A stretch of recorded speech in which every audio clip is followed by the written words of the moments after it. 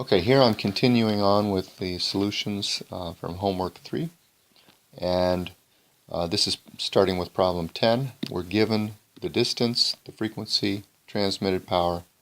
I guess I gave you the transmitted power twice there. And we're asked to find the received power. And so I'm going to find the air channel loss first, making sure I plug in kilometers and megahertz for R and F when I've got 32.4 value here, and I get 113.9 dB for the air channel loss, and then for the received power I get minus 73.9 dBm. And this one's very similar to number 9, where they don't mention anything about antenna gains, and so we're going to assume isotropic antennas.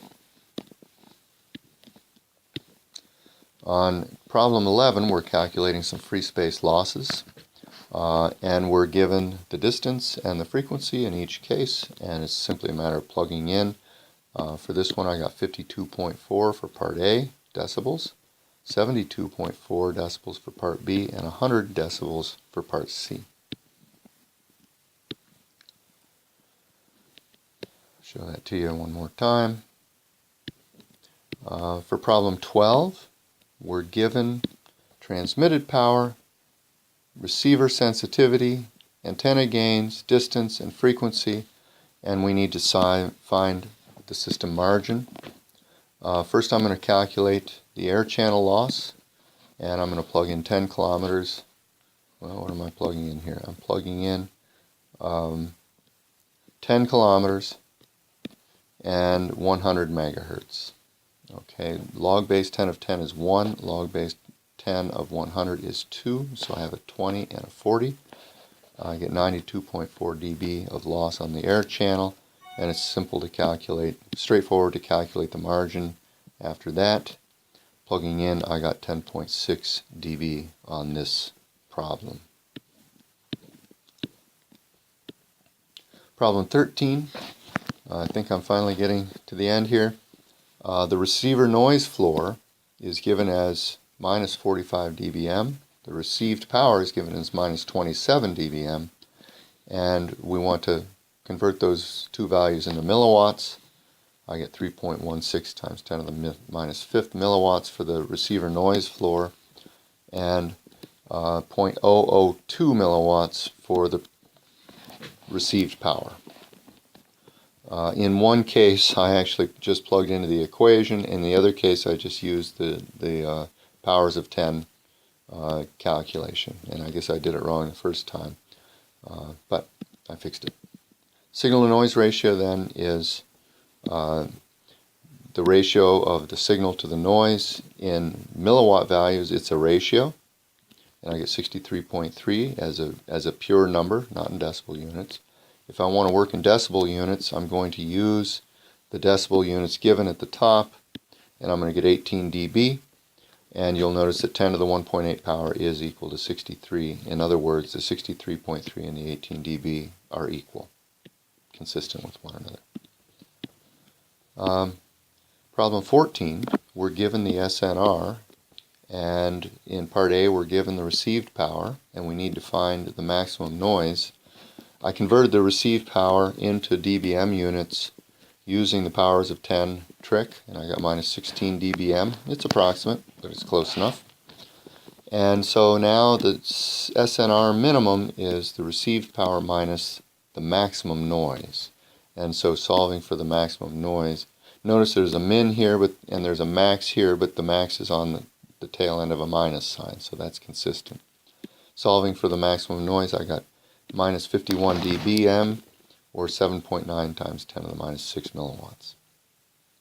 For part B, it gave you a noise value of 1 microwatt, which is minus 30 dBm, and asks you to find the receiver minimum received power, or the receiver sensitivity.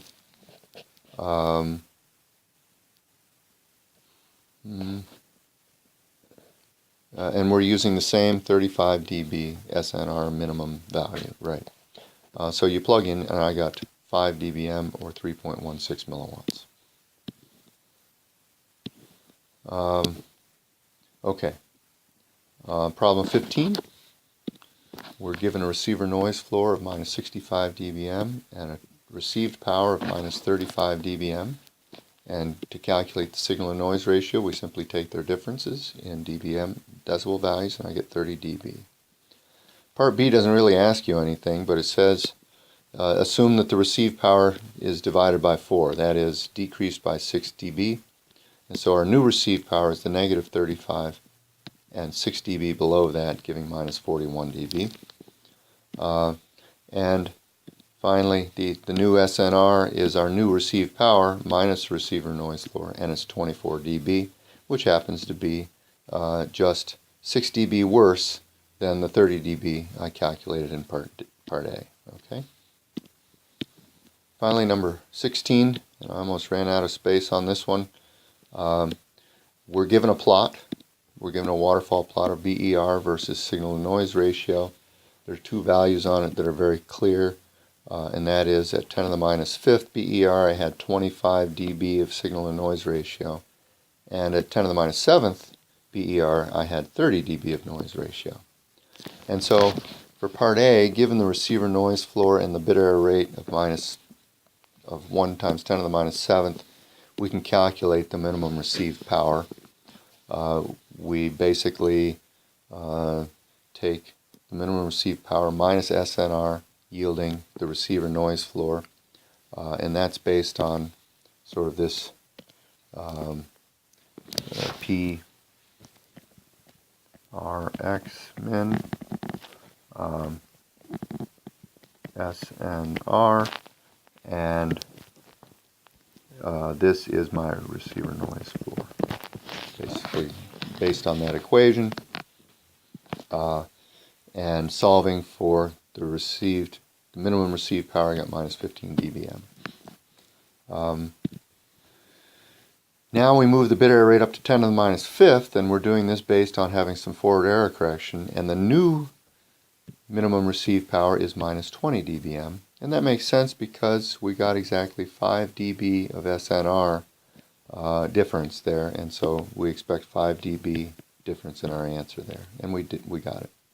For part C, we're going to now include the transmitter power and the channel loss and the received power, and we need to calculate here the maximum channel loss given this transmitter power and this bit error rate and receiver noise floor. So I sort of combine everything, solve for the channel max, and in this one I got 21 dB as the maximum loss of the channel. That's not very much channel loss for the air.